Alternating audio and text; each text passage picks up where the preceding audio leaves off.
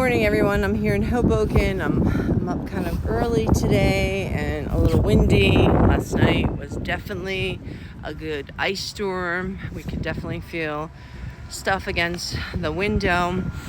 And I'm out here just hashing it out and talking about what's been going on. I'm still dealing with the situation of blood transfusing and still dealing with, it's unbelievable, but it goes to show that the ultra rare community is quite small and quite inclusive. And the hype that is shared about, there's 4,000 of us, or every year 500 people get diagnosed with PNH, and these drugs are coming out. I wasn't told the truth, and I'm going to keep telling my story because no person in America should have been pushed on a drug in such a way that there's a lawsuit that says that doctors were unethical. As I mentioned, I was at NYU Langone Perlmutter Cancer Center 5 years ago, and this is how powerful Solaris is. How powerful is Solaris? 600 milligrams. Who gets 600 milligrams of a drug? I don't even know what chemo is because I've never been through it. Thank God. 600 milligrams in an IV drip takes about 40 minutes to complete. So how powerful is that? And and to know that these nurses from Alexion were reading from scripts, it's truly amazing. I have like maybe one or two people I can reach out to from PNH, but when you're not part of this organization, they don't give a shit. And you know what? That's the honest truth. And who is Aplastic Anemia, MDS, and International Foundation? At the end of the day, people, they're only a 501c3. They should not be thought of as the go-to. Your doctor is the go-to, okay? Who sits on the medical board for aplastic anemia, MDS? In February of 2021, I was with the doctor, an oncologist, who said, "How do you feel not being on Solaris?" I said, "I feel fantastic." He goes, "Fine." He goes, "We'll monitor you." And then I had a person, and this is really disturbing. This is really, because you know what? He didn't do this on his own. This person who called me up and said, "Oh, that doctor is misguiding you. What does he know about PNH?" Really? What does he know about PNH? What is there to know about PNH? We're at risk for blood clots, kidney failure. You can't do BUN, B-U-N, bun cretin. Do I even know that right? Seriously, since when has PNH experts become PNH experts?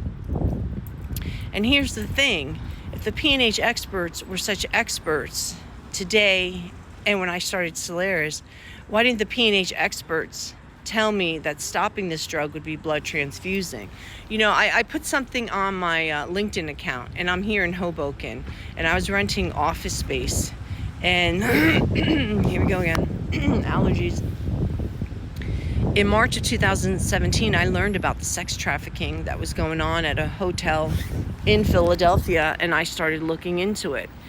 And I remember going to one of the persons who worked at Newman, and he said, "No, that's fake. That's not true." Really?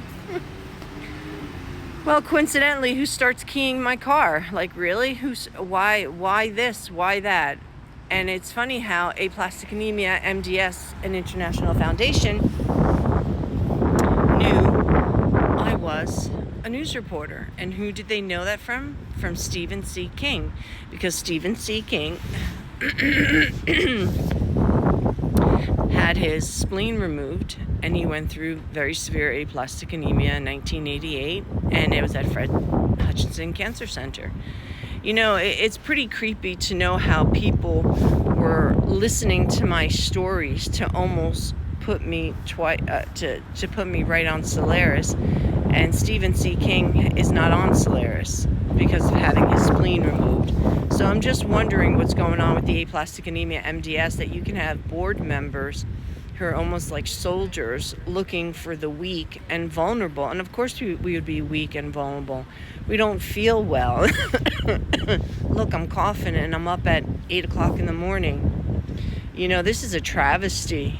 And I just reached out to, and you know what? I know he's not going to do a story. Yonkers Rising, I just reached out to Dan Murphy. How do I know who Dan Murphy is? Because he's from Yonkers. And how do I know where Yonkers is? Because Yonkers is home to a lot of Ukrainians. Chaika, the dance group, St. Michael's Ukrainian Church. And why wouldn't I know that? Like, I know where all the fine Ukrainian dancers are from. And Yonkers is one of the big places where Ukrainians are from. Just like Syracuse, New York City, Jersey City, New Jersey.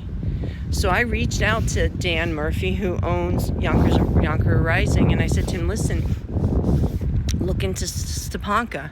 Stepanka got the story 4 years ago for 90 Day Fiancé because I reached out to Dan Murphy, and I said, something's up here. She's that sick and she's traveling to Australia. This is a joke, people. This is a joke that I'm the only one talking about this, and I'm the only one talking about anything against anything, is because everybody else must be afraid to say anything, except for one person who described aplastic anemia MDS as frenemy. And then when I told the person, she said frenemy, she goes, let me talk to her. And I said, well, I already told her that I told you. She goes, why would you do that? Well, because I told you what she said, and I don't want her to feel that I said something. I want her to know that I told you. So she's prepared for when you're going to talk to her. But did I know that this other person was a board member? People, you ruined my hemoglobin, and you don't give a shit. You don't give a shit. And then all the other shenanigans that I went through. The nurse from CMIT North Elementary, Sally Ann Wharf. Yeah, why don't you send me a letter from your lawyer? Yeah, let's do it, Sally, right? Let's do it, because I know what you said to me that day, and I can't believe, how you could do that. Especially not telling me you were a Johns Hopkins nurse. Really? And you've got some skeleton... Unbelievable, folks. Unbelievable that people, the ultra rare community, is being exploited, and they are going on to the next drug, which is going to be the molecule. And the only side effects I saw for Novartis was diarrhea, abdominal pain. FDA warning is again the bacteria and encephalitis. And then I said, I saw inflammation of the nose and of the throat.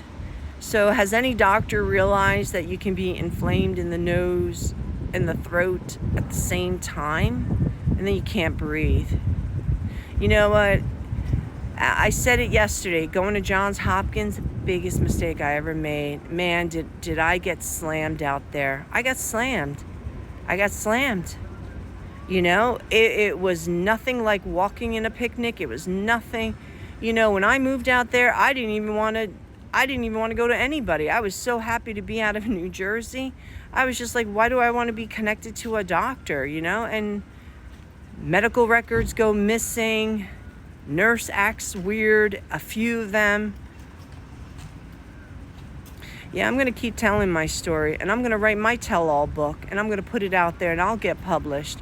Because you know what has gone on behind the scenes, and people just act as if this is normal behavior because, and why would somebody, I don't understand. I want to see how many people are going to stop Ultomiris to go do Novartis. I want to see how many people are going to stop C3.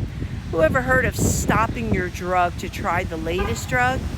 I've never heard of such a thing. Once something works, you don't fix what's not broke. Have a good day.